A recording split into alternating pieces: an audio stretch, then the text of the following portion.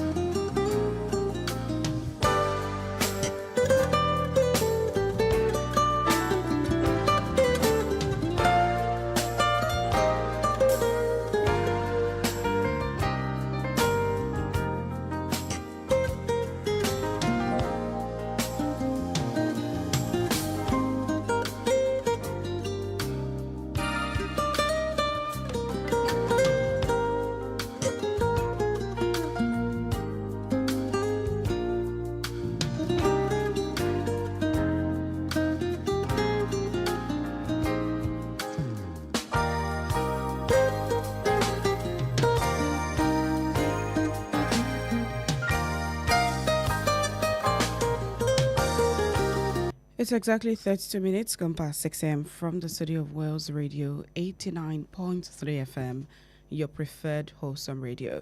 And we're reaching you live from Wales Broadcasting House along Alli Avenue, Oluyole Estate, Ibadan.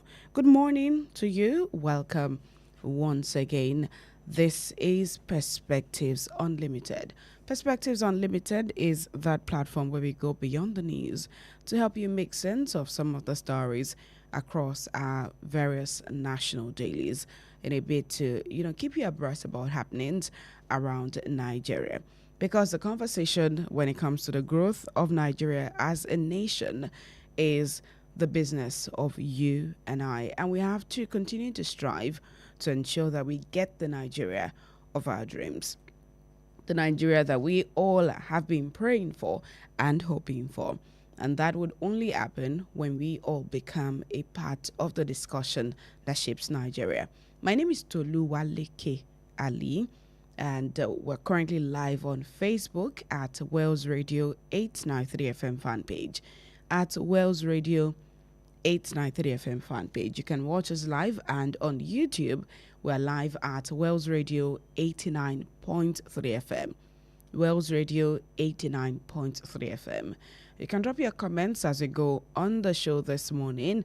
And of course, when it's time, we'll also be opening the phone lines for you to share your own perspectives about the various stories that we will be touching on this morning. First, let's take a look at the front pages across some of our national dailies and, check out some of the stories that we can find on the front pages.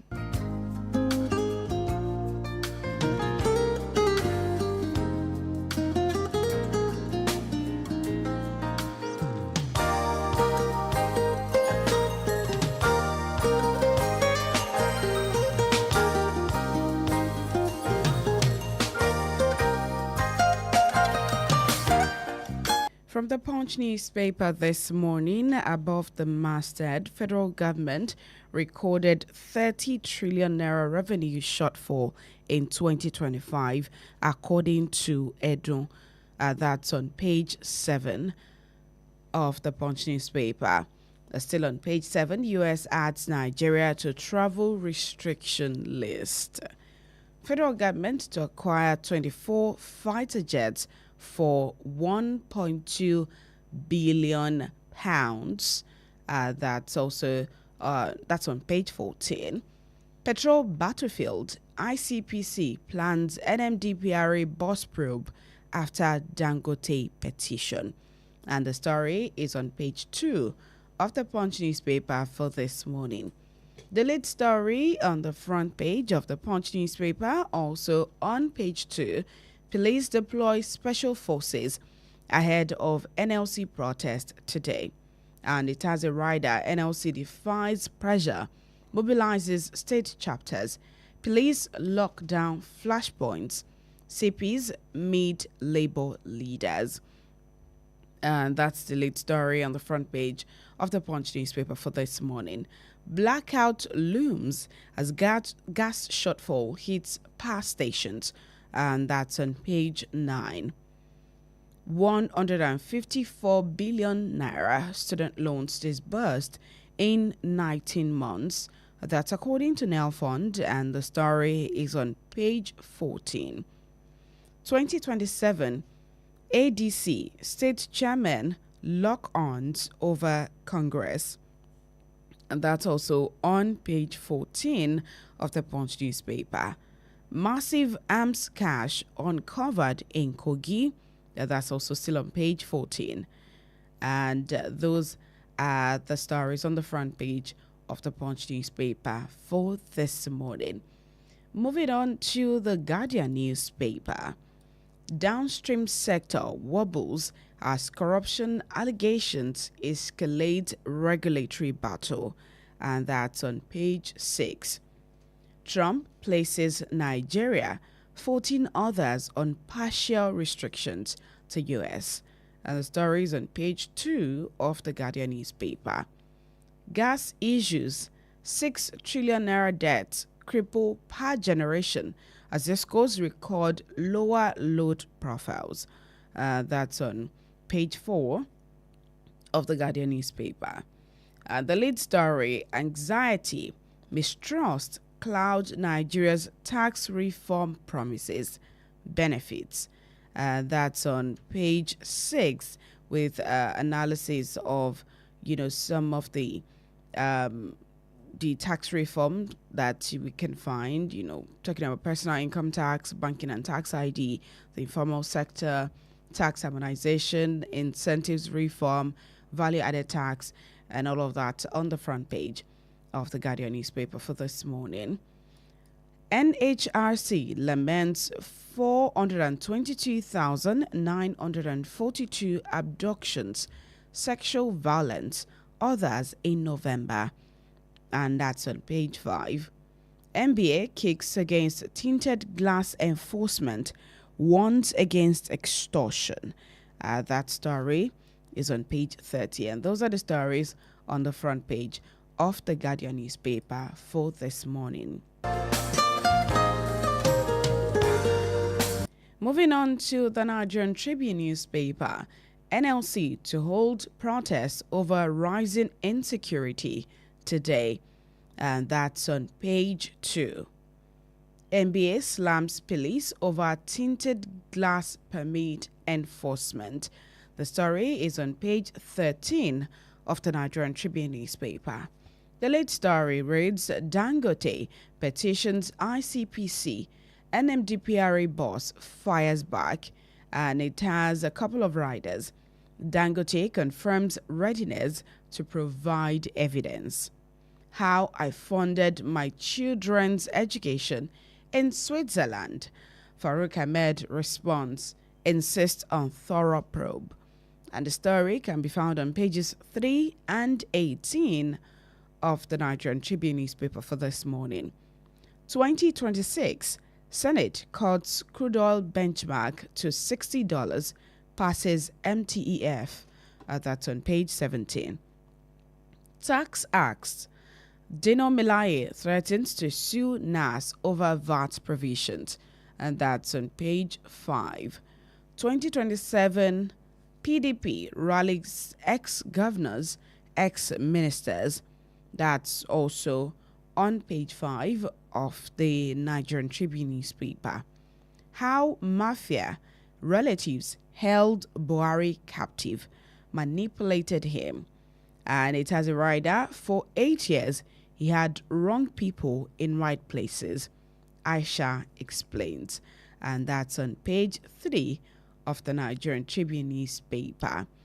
On the front page of the Daily Trust newspaper, 2023, how Cabal plotted Lawan's installation as APC candidate.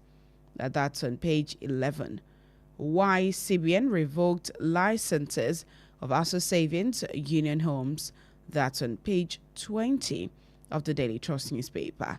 Reps wade into detention of NAF aircraft military personnel. And it's on page 5 of the Daily Trust newspaper for this morning. Labour rallies against insecurity. And the story begins on the front page and continues on pages 3 and 4. ICPC to probe Dangote's allegations against NMDPRA boss. And the story is on page 5. Former CJN Tanko takes final bow. That's on page 24 of the Daily Trust newspaper. Woman jailed 10 years for killing stepdaughter. That's on page 17. On the final story, NBA police disagree over enforcement of tinted glass permit. And that's on page 6. And finally, on the front page of the Vanguard newspaper for this morning, Nigeria's 80% unemployment rate, indictment on leadership. That's according to Peter Obi, and it's on page 8 this morning. Workers facing worst survival crisis in Nigeria's history. That's according to the NLC. It says it has two riders. Says citizens being crushed by inflation, insecurity, poor wages. Nigerians now spend 80% of income on food. That's on page 5. Falana to AGF rearrest 10 soldiers, arraign 400 terror sponsors. That's on page 6. NBA police disagree over tinted glass permit enforcement. And it has a couple of riders. Says police exhibiting troubling disregard for the rule of law. Call IGP to order.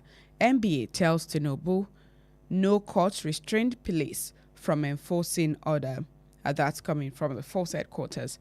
And the story is on page 7. Emergency rule, PDP, ADC differ with AGF over Supreme Court ruling. And that's on page 8. And finally, the cabal made Buhari lock his room against me.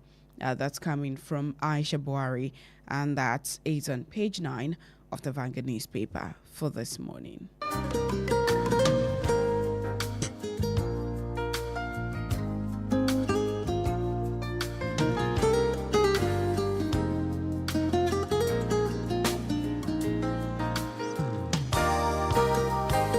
All right, joining me in the studio this morning is our analyst, Chukwuemeka Munachi. So good morning, Chukwuemeka. Good morning, Tolu. All right, so let's begin with this story that is, of course, the lead across two major newspapers for this morning. And I'll be picking from the Vanguard newspaper. Workers facing worst survival crisis in Nigeria's history. That's according to NLC. The Nigeria Labour Congress, NLC, has warned that workers and Nigerians are facing the worst survival crisis in the nation's history, driven by rising inflation, deepening insecurity, poor wages, and the collapse of the social protection systems. It contended that they were worse off when compared to other African workers, including war-ravaged nations such as Somalia and Sudan. The NLC yesterday said the current hardship is more severe than what some Nigerians experienced during the Civil War or the era of austerity measures, stressing that financial insecurity has become the defining reality of working masses across the country. And this was said by the NLC president, Mr. Joe Ajaero, while he was giving a review of the current state of affairs in Nigeria. He made various analyses talking about how Nigerians now spend 80% of their income on food. He also, went ahead to talk about taxation, how multiple taxation and deductions have further eroded the take-home pay of a lot of workers. And said that inflation, insecurity, poor wages have crushed Nigerian citizens. Now, this is coming as there's going to be a protest today by the NLC, which thankfully the police has already deployed, mobilized, special forces and tactical teams to ensure that there's a violence-free demonstration.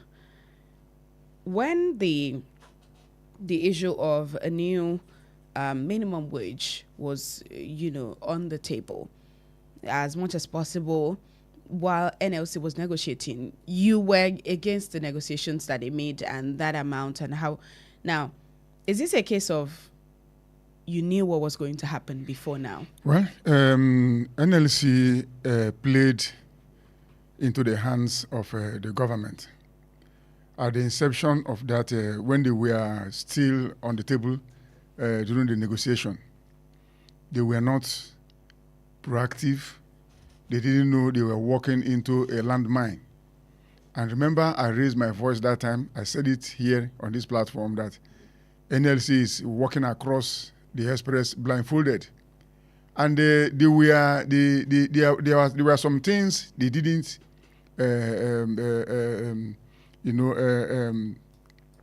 envisage that will happen. You went for a negotiation without getting something from the government that there will be no further increase. You went there, whether they were excited or whether they were hypnotized, I don't know. But we saw NLC coming out to say "Gbosa." We saw everything, and now the rope the government gave you, you are now using it to hang yourself. And during that time of negotiation, Nigerians expected a lot from NLC, but they disappointed. Now, what we are seeing right now is the consequence of what they didn't envisage that will happen when they had a handshake with the government. So, and they were supposed to sit down. It's not even, people were asking, when you are asking for minimum increase in minimum wage, you forgot that when even if you are paid so much amount of money and there's another devaluation, there are some things you are expected to tell government not to implement so that the money you are asking for will be useful in your hand, but they didn't do any of those things. They were just looking at the figures. Now you got the figures cannot take you home. It can't even take you to the bus stop. And now you are now seeing the consequences of you are not being able to look deep into what you are asking for. Now all of us are in it. Because whether you belong to NLC or you don't belong to NLC, Nigerians are in it. Now let's look at the demonstration they want to do today. If you ask me, you know what demonstration means in Nigeria. We are supposed to be in a democratic government, but Nigerian state, as it is right now, is not ripe for any demonstration. You know why I'm saying this? A government will panic. Now police has deployed, and you know what it means. Police and police hates demonstration, even though it is part and parcel of democracy. Right to express your views within the ambits of the law. But Nigerian state is a state now that is fractured. Many things are on edge. We are in a combustible situation. Anything can happen. And that's why I don't always advocate for any form of protest or demonstration. Not that people should not, but for this time around, it is not the best way to go. We are in it for a long time. It is not today that this insecurity started. NLC coming out right now to say they are protesting against insecurity, well, as if it started yesterday. People are captured. Our children are still in captivity. People have been murdered, and so many things has happened. So where have they been when these things were happening? What is the reason for coming out at this point in time? It is not easy today that they discover that the naira has no value again, or that people are poor, or that the workers are not receiving. I don't really understand why they are coming out at this point in time. But if you ask me again, I will say that yes, demonstration is part of democracy. But why is the NLC coming out at this point in time is what I cannot understand. And what do they hope to benefit from this demonstration? Because you are not, are you demonstrating that insecurity will improve? Are you demonstrating that the federal government we send soldiers to go and bring the children that are still in the bush?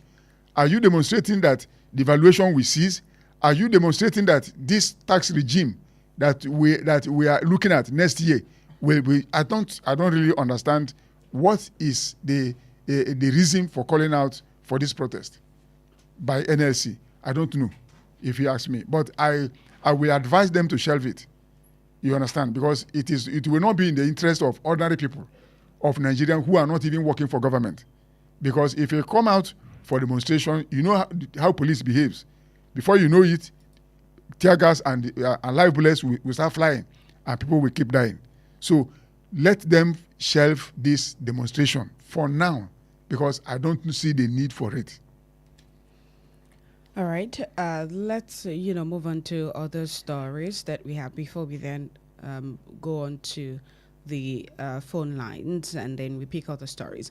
Now, there's another story that I'd like us to take a look at, still in the Punch newspaper, Vanguard newspaper rather, and since we're still talking about Nigerian workers.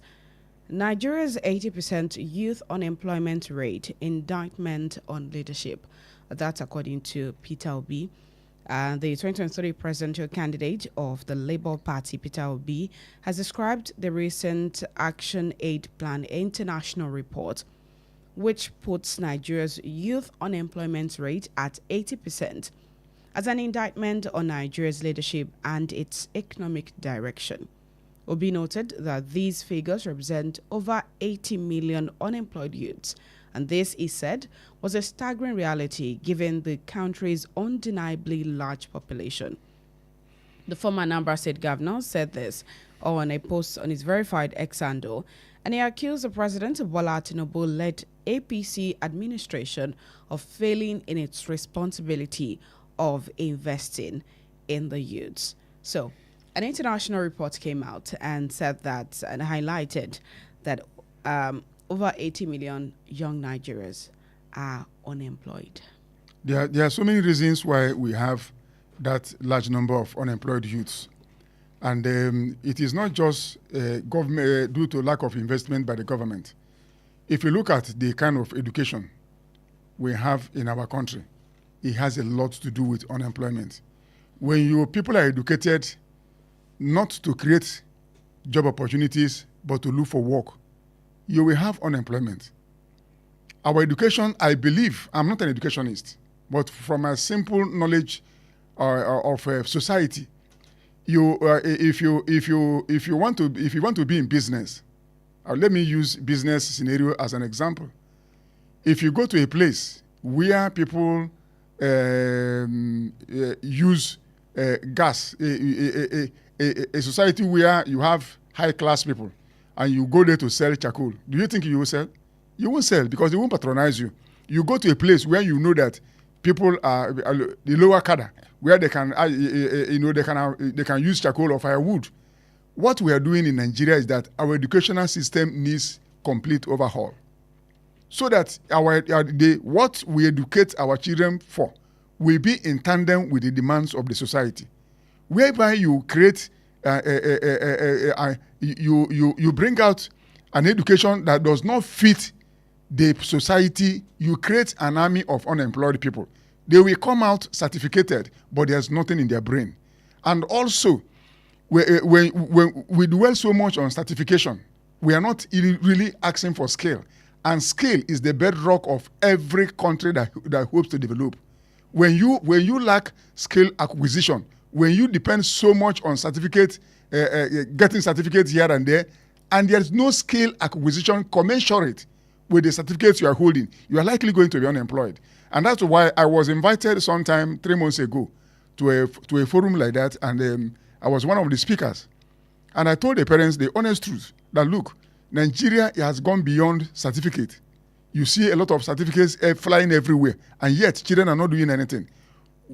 Ask your children before they enter university, what are you, because every child is wired to do something. There is nobody on the surface of the earth that God did not give a ticket. Let me go biblical. When God called Moses, he asked him, what is in your hand? Moses said, a rod. If you go to the Bible also, there's a man called Bezalel. God gave him the gift of craftsmanship. There's nobody, Tolu, that is not wired with one talent or the other. But the issue is that when we come here, parents don't guide their children aright. You look at a child that is so restless at home, touching one gadget or the other. For goodness sake, you know that this child will have something to do with anything that has to do with engineering or technical things. You put him in that line. Even before he goes into university, let children go and learn a skill. Vocational study, look, vocation, we look down on vocation. When you say that I'm a vocational study, people look at you as somebody who is not intelligent. Look, ability to speak English is not a sign of intelligence, because English is a language. It does not confer on you intelligence.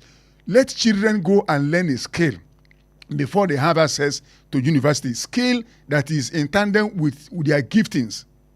I don't know what they understand what I'm saying. Yeah. So when they learn it, and when they get into university, they will likely, even if they go and get a certificate and come out and there's no job, they have a skill to fall back on. But we don't do any of these things.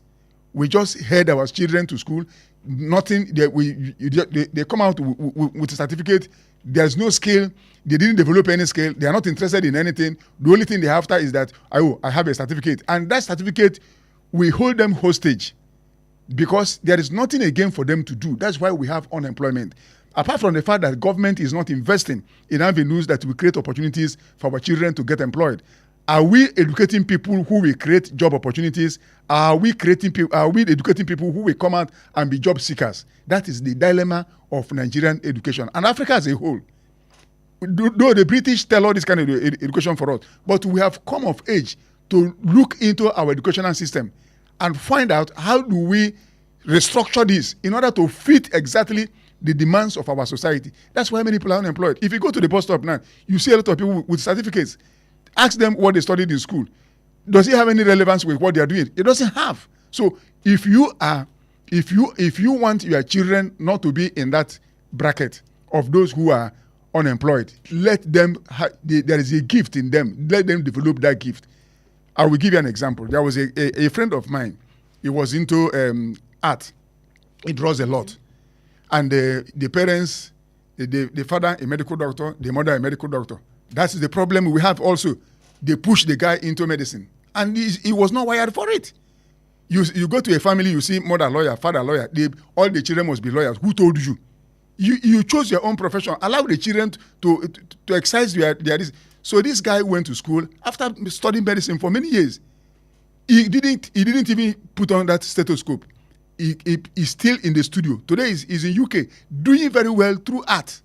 Yet, medical doctor. Why didn't he practice? He said the parents forced him to study medicine. It was not his line. So parents are also contributing to why the children are the way they are right now. But I thank God I refuse to make that mistake. My children, I will ask them, I know what they can do. Go and learn this thing first before you go to university. When you come out and Nigeria does not give you a job, because what they are teaching them in school is not for them to come and create opportunity for themselves. It's for them to come and start looking for work. You begin to live on the scale you have already acquired before you enter the university. That's the way it should be. So it is not solely the business of the government. The parents are also contributing. The system we are running is not good for the way we have found ourselves right now. All right, this is Perspectives Unlimited on Wales Radio 89.3 FM. If you're just, joining on the show, welcome. And let's come to the oil sector and the current drama that is going on between Dangote and the NMDPRA boss.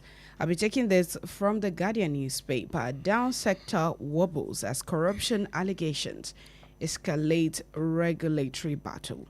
And it has 4 riders. Dangote petitions ICPC over alleged sleaze by NMDPRA chief. Petron tasks Tinubu, warns of supply risks. Investor jitters. Coalition dismisses allegations against NMDPRA boss. CSOs defend agency. Rejects claims of regulatory compromise. Allegations of corruption against Nigeria's downstream petroleum regulator have ignited a wider battle over power, pricing and regulatory independence as business groups, lawyers and civil society close ranks around the NMDPRA, warning that the dispute threatens investor confidence market stability, and the fragile reforms of the oil sector. The chairman of the Dangote Group, Aliko Dangote, yesterday petitioned the Independent Corrupt Practices and Other Related Offences Commission, ICPC, over alleged corruption and financial impropriety involving the managing director of the Nigerian Midstream and Downstream Petroleum Regulatory Authority, NMDPRA, Farouk Ahmed.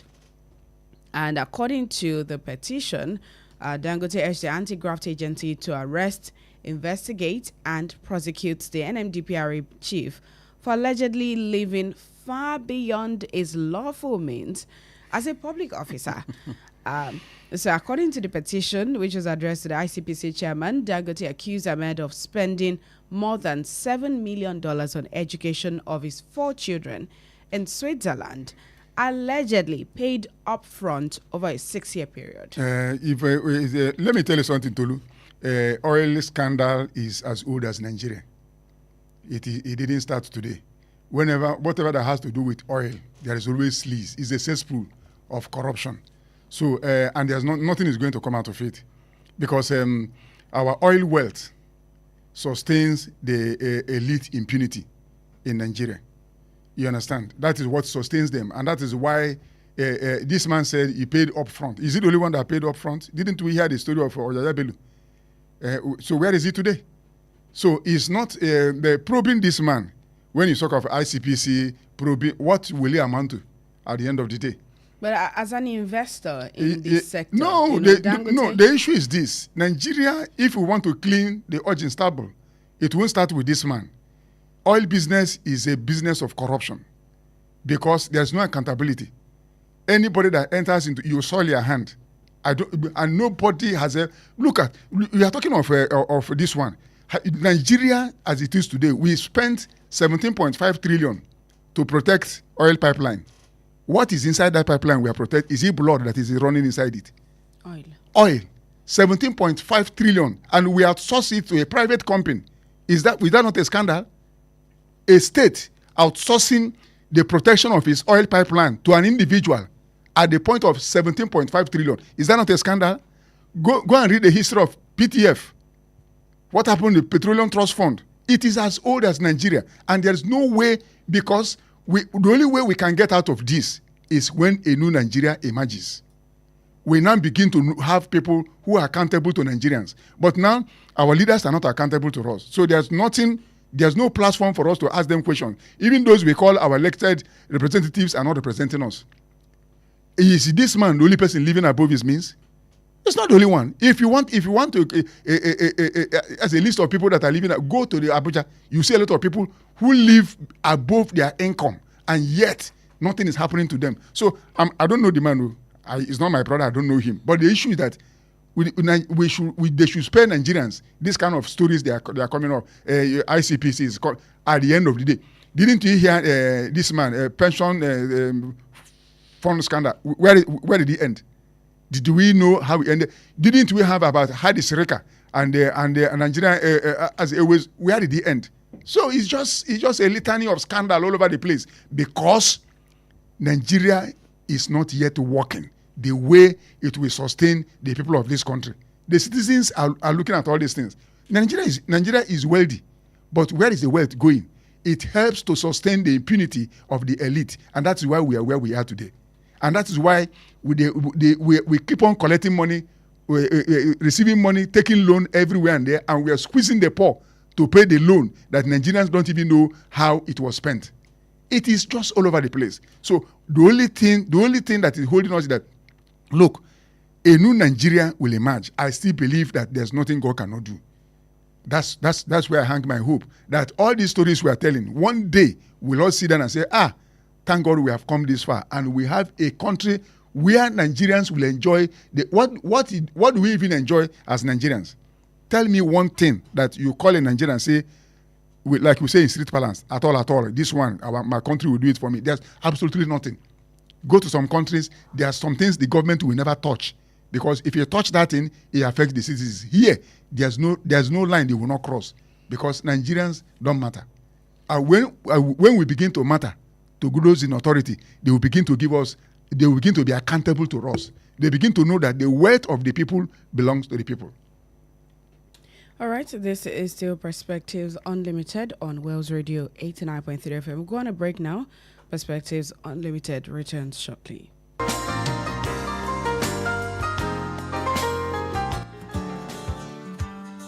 Christ Ambassadors International College is a private, co-educational Christian day and boarding school located at Alafin Avenue, Oluyole Estate, Ibadan. We offer a blend of Nigerian and British curricula designed to nurture global leaders with godly values. With world-class facilities, exciting co-curricular programs, exceptional pastoral care, and outstanding academic results, we ensure your child's dream becomes a reality. Our entrance examination for 2026-2027 academic session will hold on Saturday, 14th February 2026 at 8 a.m. For inquiries, please call 0704-530-8414 or 0814-177-2806 or visit www.christambassadorscollege.com. Christ Ambassadors International College, nurturing global and godly scholars. How long will it take you to confirm payment? I have been waiting for the past 1 hour. I'm so sorry. Our network is slow. I will just run out of data. Same excuse yesterday. It is unacceptable, please. You better switch to One Data Internet Service. One Data? Yes, One Data. One Data is an internet service provider with the best alternative and solution for unlimited speed. One Data provides fast and reliable internet service to organizations, homes, and places of interest in Nigeria. With One Data, you get to enjoy the premium internet service with dedicated unlimited internet speed at all times, 24/7 fantastic customer service and support, and you enjoy a 1-month free subscription when you make payment.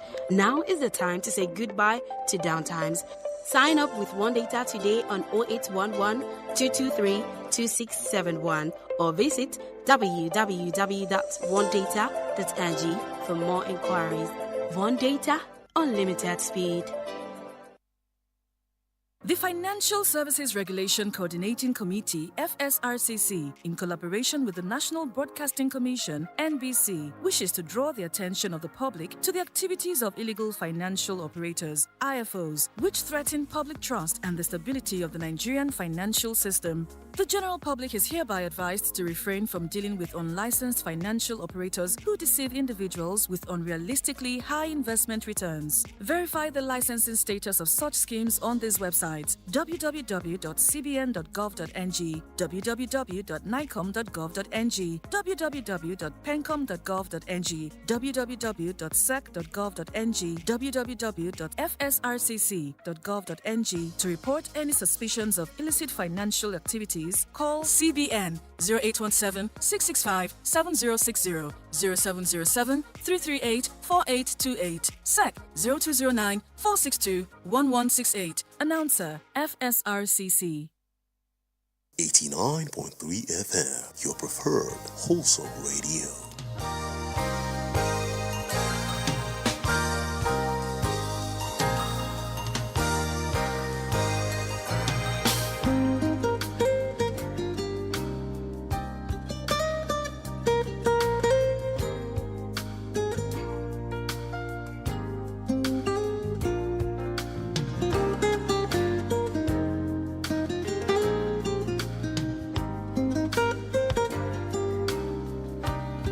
All right, welcome back. This is still Perspectives Unlimited on Wales Radio 89.3 FM, and we're live on Facebook at Wales Radio 893 FM fan page. At Wales Radio 893 FM fan page, you can drop your comments right there, and we'll be sure to take them. And the phone lines to call to be a part of the show are 0916 893 1000, 0916 893 1000. or 0915 333 4893. 0915 333 4893. You can also call 0911 3333 893. 0911 3333 893. All right, let's move to the Punch newspaper. Federal government recorded 30 trillion naira revenue shortfall in 2025, and that's according to Edu. The Minister of Finance and Coordinating Minister of the Economy, Wale Edu, has opened up that the federal government recorded a significant revenue shortfall in the 2025 fiscal year. He noted that while the federal government projected 40.8 trillion naira revenue for this year, it ended up making only 10.7 trillion naira. And Edu made the disclosure while appearing before the House of Representatives Committees on Finance and National Planning during an interactive session on the 2028 medium-term expenditure framework and fiscal strategy paper. And we recall that the federal government had projected a revenue target of 40.8 trillion naira in 2025 to fund the 54.9 trillion naira budget of restoration that was designed to stabilize the economy, secure peace, and lay foundation for long-term prosperity. And he said that the current fiscal performance shows that the total revenue for this year is likely, it has not ended yet, is likely to end at 10.7 trillion naira. Let's pick this call. Hello, good morning. Yeah, good morning, West Radio. Good morning. All right, my name is Salami. I'm calling from Awoto. Welcome to the show, Mr. Salami. All right, God bless you, man. Good morning, Mr. Fukweme. Good morning, Salami. God bless you for your analysis on the imbroglio going on between Dangote and the NDC and what it's called. I would like to invite Mr. President to please, tread cautiously on Dangote allegation. Dangote is just trying to kind of cry foul to me because he's suspecting that probably he's trying to make everybody and he's trying to kind of fight justice. Especially anybody he has suspected that might be aiding for PMS in the supporters. And because Dangote wants to kind of retain that monopolistic advantage is currently enjoying and want to dig deeper into it.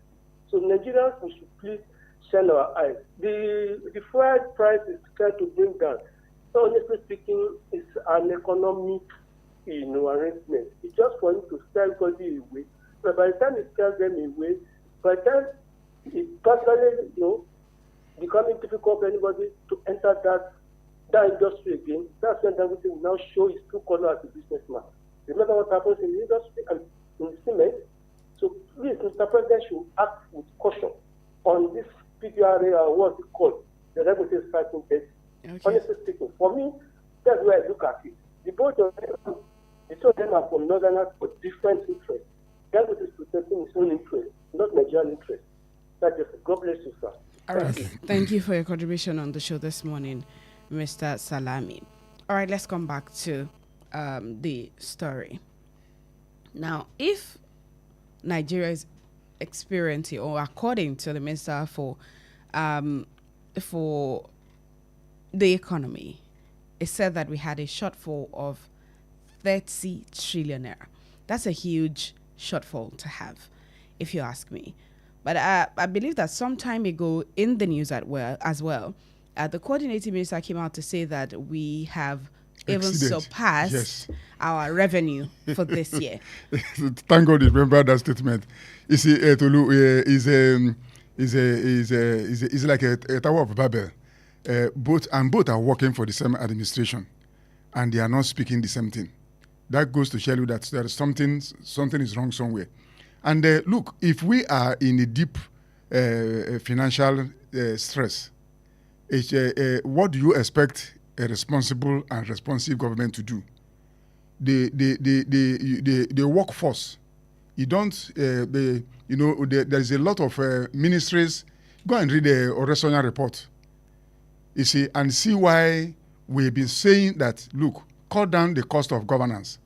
Because we spend a lot of money on governance alone. A lot. a lot of flamboyancy here and there, a lot of things that we don't even need. And these things will impact on what we are using to develop the country. I have said it on this platform. Every administration that comes on board, you buy new office equipment, and now ask a question: computer, do they expire? Nobody answered that question. Cars, do they expire? Why can't we? Because government is a continuum. Why can't we sustain what others have used? Somebody said no, that we know we are in Africa. That if the car, the other people use the administration, you don't know what they put in the car. If you enter the car, you may be having an accident. What is the meaning of all this rubbish? And this is where this administration, every administration will come with its own expenses. And who suffers? Nigerians. We always have a shortfall in everything we are doing. And that is the reason for this aggressive tax expansion, which is going to impact negatively on the people next year. January is not going to be from January next year. And the reason for this aggressive tax expansion is because the government is spending more than it can handle. You don't expect spend excessively and expect to have money to develop your so-called critical infrastructure.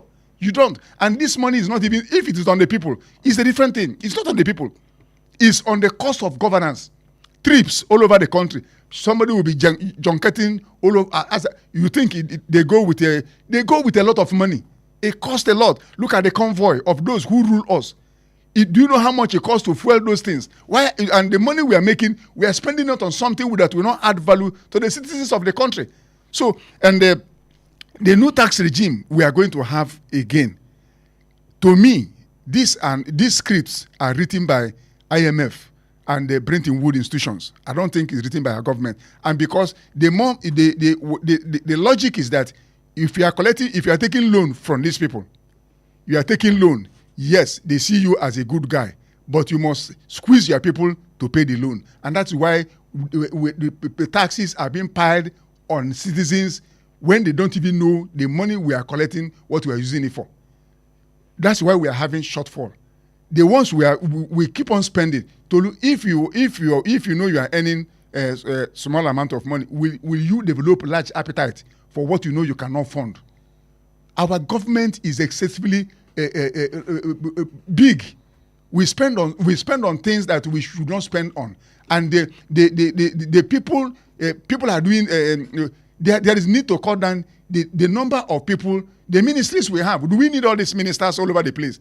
Minister of State for Education, Minister of Education, Minister of State for Education, Minister of this. Do we need all these things? Now, somebody has advocated for let there be a part-time sitting for our legislatures and everything. They shut it down. The allowances we are spending everywhere, is it not, where are they getting the money from? Why can't we have shortfall? So if we are making money, where are we spending it on? That's the problem. Then why is the Minister of Finance, giving, today it comes out to say we have made more than enough money? Because we don't have to borrow He's anymore. Not the only one. And now he's coming out to say that we have shortfall. He's following a trend. The president told us sometime that we don't need to borrow money again. Did he not tell us? He told Nigerians, and we all clapped our hands. Later, he came back again and said, the president is asking for more loan. But you said we have made enough money that we won't borrow again. So the minister is towing the line of the president. He said, he told us the other time that we have made a lot. Now he's saying we have shortfall. So it means there's no coordination. There's no synergy. And you don't develop an economy. And this thing it will erode investor confidence in Nigeria. That is the problem, because they look at you that you don't know what you are doing. Hello, good morning. Good morning, please turn down the volume on your radio set. My brother, good morning. My sister, good morning. Good morning, sir. Yeah, John O'Craft. About the tax regime that is coming up. Mr. Chukwemeka, let me tell you the simple truth. Nothing will come out of it. Nothing, because you cannot tax somebody that doesn't have anything to do with. So they are going to make 0 naira on it. People are not making money. What are you going to collect from their hand? People doesn't have work. What are you going to collect from their hand? It cannot work. Let them just try it. They will still run away from it. These people that lack idea, they lack idea on what to do. Our land is wasted. That is the greatest investment. But they abandoned that place. And you are looking for where there is nothing. That project, that program is dead on arrival. Good morning. All right, good morning. Thank you for your contribution, Mr. John Okafor. All right, let's move to the Nigerian Tribune newspaper this morning, where the United States has imposed travel restrictions on 23 other countries, including Nigeria. But we're particularly concerned about Nigeria. And, they mentioned why, so I'll be taking that story. The United States government has revealed that Nigeria was added to its expanded travel restrictions list over concerns bordering on terrorism-related security risks and high visa overstay rates. And according to U.S. authorities, the presence and activities of extremist groups such as Boko Haram and the Islamic State in parts of Nigeria have created challenges for effective screening and vetting of travelers. And the decision was also influenced by data showing elevated visa overstay figures, with Nigeria recording 5.56% overstay rate for the B1, B2 visas and 11.90% for the FM, and J visas.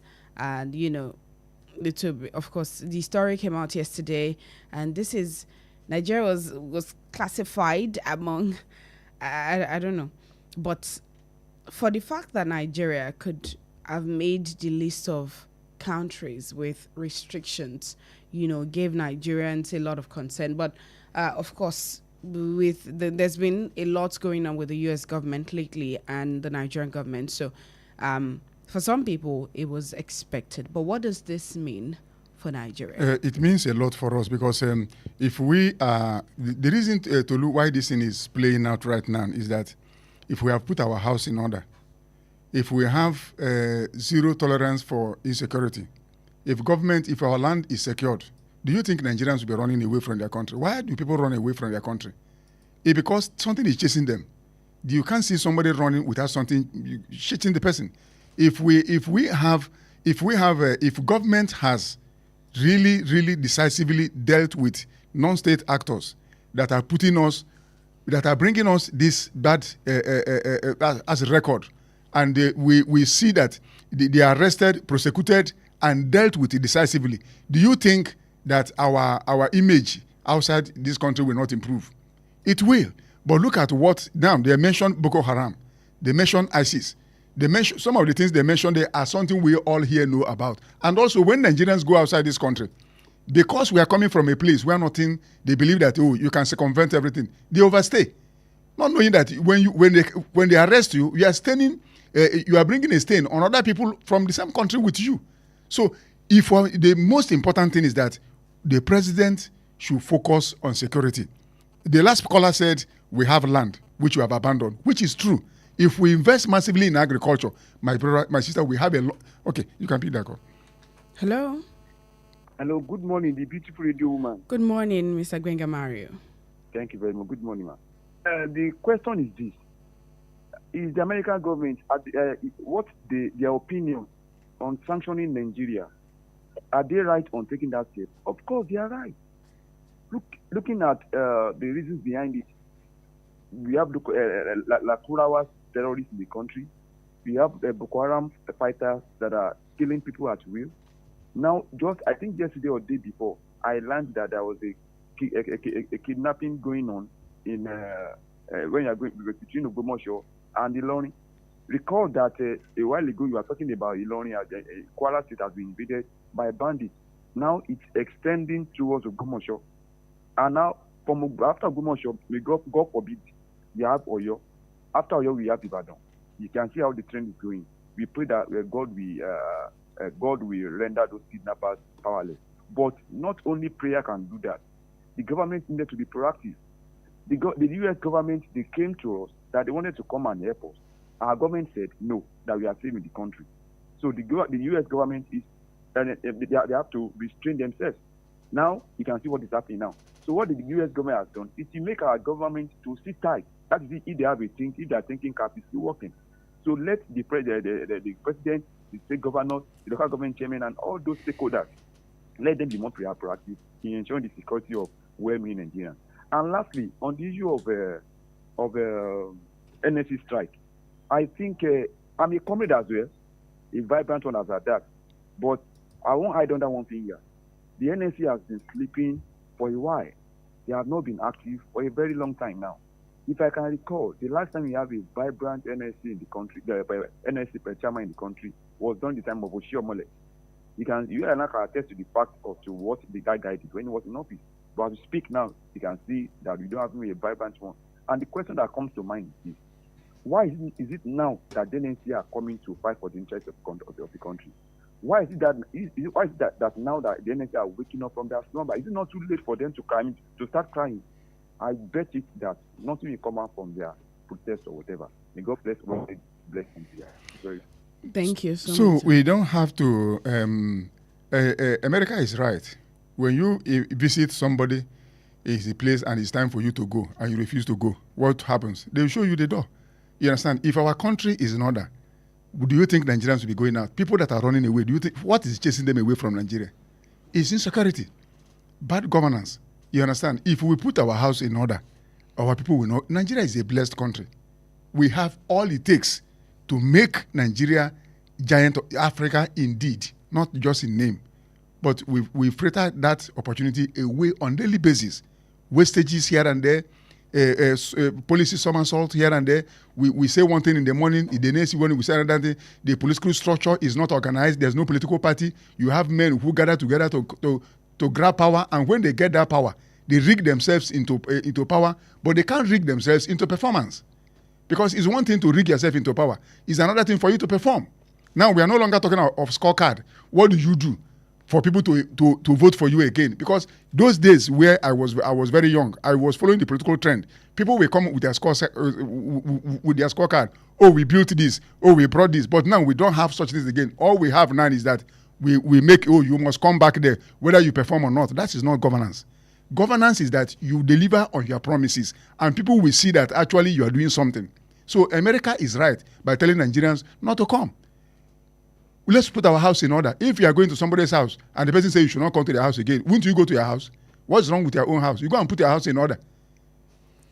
All right, thank you so much. On Facebook, Adeomi Kazimarika says, good morning, well done from New Garage. Thank you so much. Adedamola Okunlola says, the rate at which this administration keeps borrowing is disheartening. Borrowing is actually not bad, but what exactly is all the money borrowed used for? I hope the generation unborn will not be affected by these borrowing. Thank you. All right, thank you so much. Thank you so much for coming on the show this morning. Thank you for having me, Tolu. All right. And thank you so much to everyone who has been a part of the show today. As I would always say, wherever it is that you find yourself, ensure that you continue to put Nigeria out there in good light. God bless you. God bless Nigeria. I am Toluwaleke Alli.